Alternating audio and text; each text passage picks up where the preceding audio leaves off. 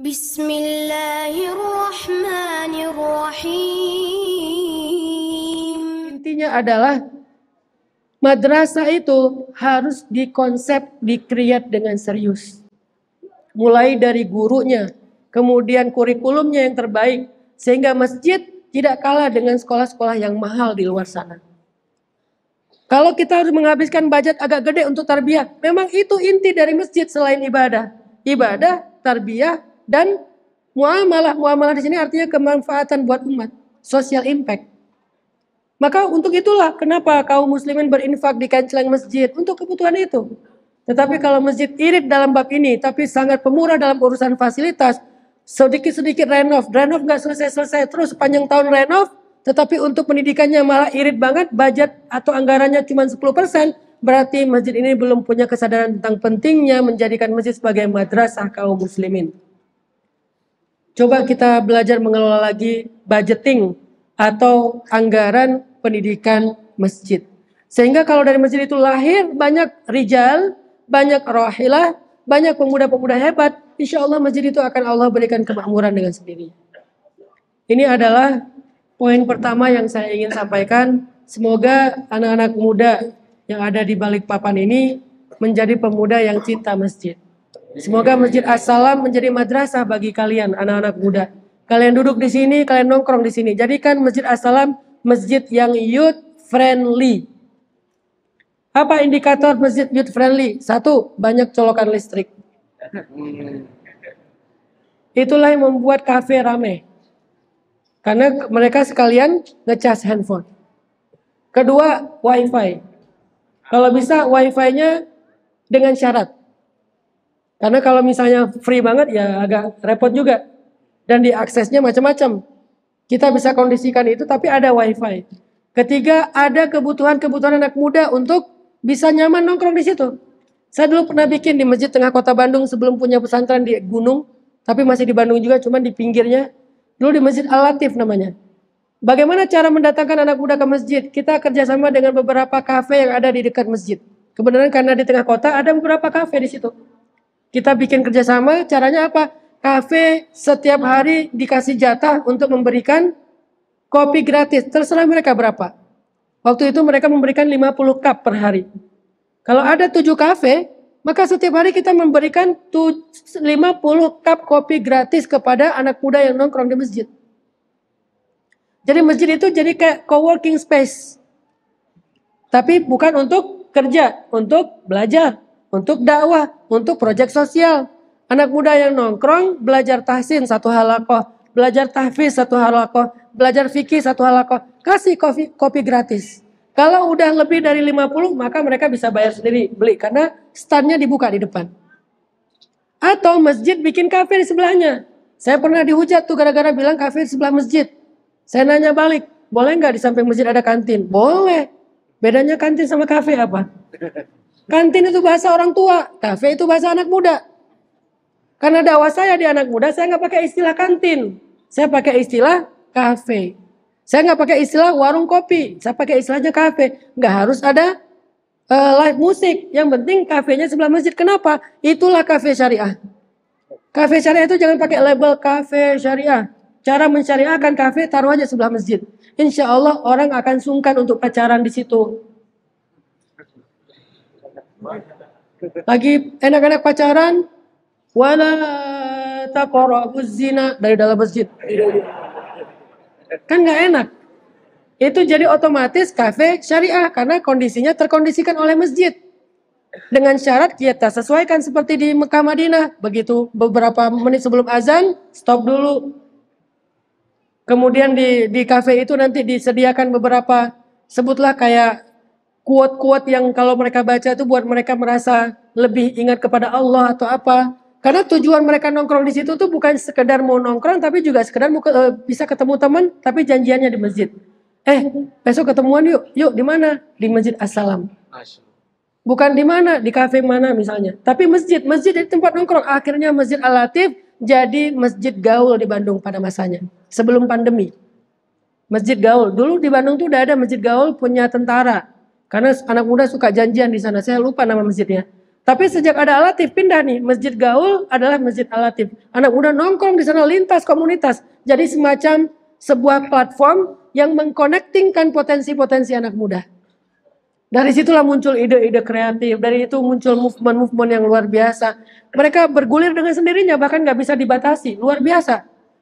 Madrasahnya, core-nya atau platformnya ada di masjid. Dan saya berharap setiap kali ada yang bertanya tentang dan meminta masukan dari saya tentang masjid, jadikan masjid itu madrasah, itu yang paling sederhana. Tapi madrasahnya jangan yang konvensional lagi, harus di-upgrade. Karena kondisi sekarang sudah berubah. Jadi kalau istilah dulu ada window berapa, ini udah window keberapa. Kalau ada program yang keluaran tahun berapa, harus di-upgrade sesuai dengan kebutuhan 2023. Hari ini kebutuhan anak muda salah satunya adalah tentang mental issue. Dan obatnya atau healingnya ada di materi-materi akidah. Kita bikin lagi misalnya program, dulu tuh ada namanya Giving Every Day. Apa itu Giving Every Day? Di masjid itu ada sharing. Sharingnya apa? Orang yang memiliki kapasitas mewakafkan kapasitasnya untuk masjid. Contoh, yang jago bahasa Inggris, dia ngajarin bahasa Inggris gratis di masjid. Emang boleh belajar bahasa Inggris di masjid? Sejak kapan belajar bahasa Inggris itu dianggap belajar jahiliyah? Man tasyabbaha biqaumin fahuwa minhum. Jangan pakai hadis itu.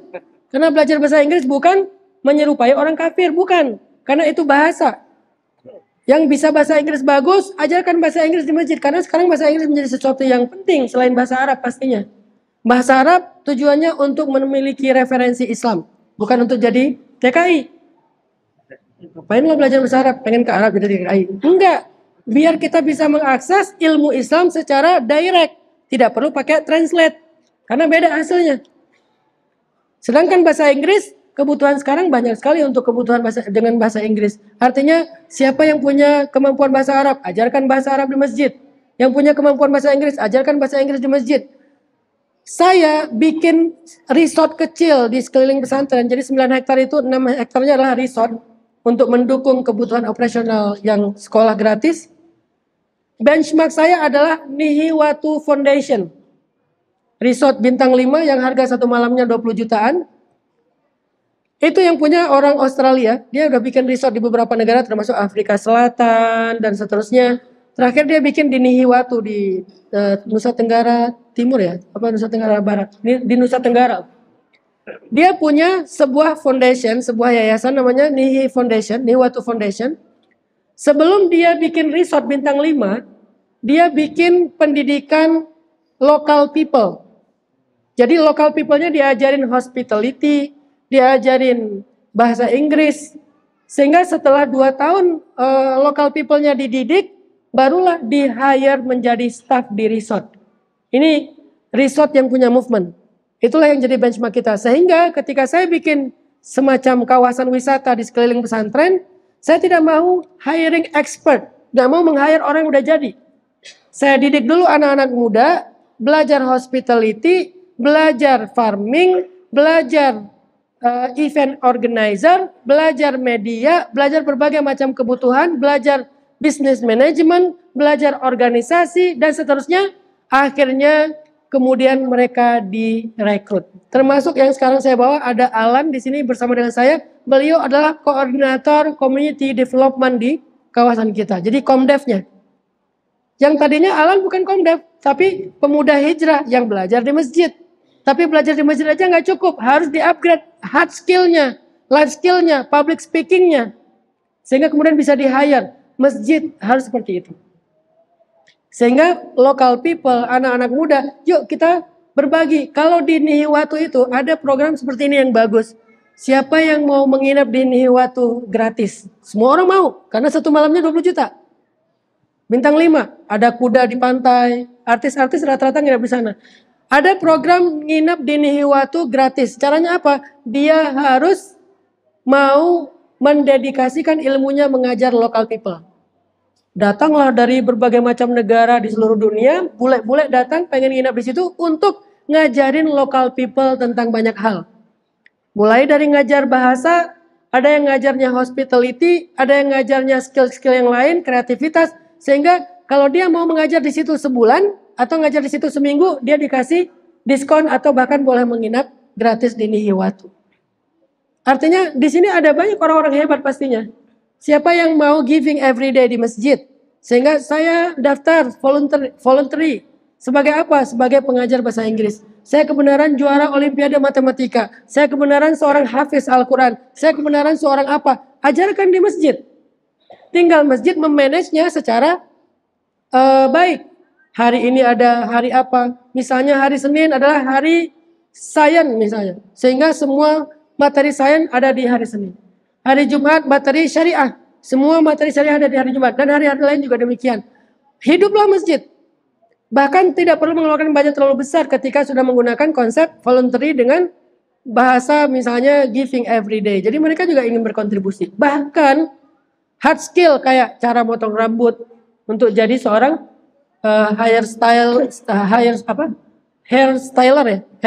atau ya minimal potong rambut, tukang pangkas lah.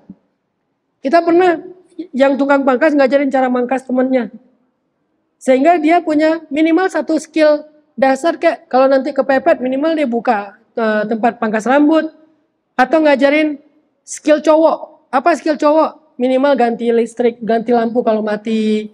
Kalau listriknya jepret kalau orang Sunda ngomong, jeglek.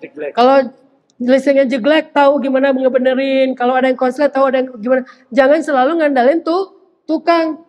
Kalau misalnya ban motor bocor bisa ganti sendiri, atau bisa di step temennya yang lagi bocor ban di jalan atau apa. Itu skill cowok. Jangan sampai kita sebagai cowok yang kayak gitu-gitu di rumah nggak ngerti cara nangkap tikus. Tapi by the way itu skill cowok banget loh. Karena kalau kita nggak tahu cara nangkap tikus, berarti kita belum mampu menikah. Iya.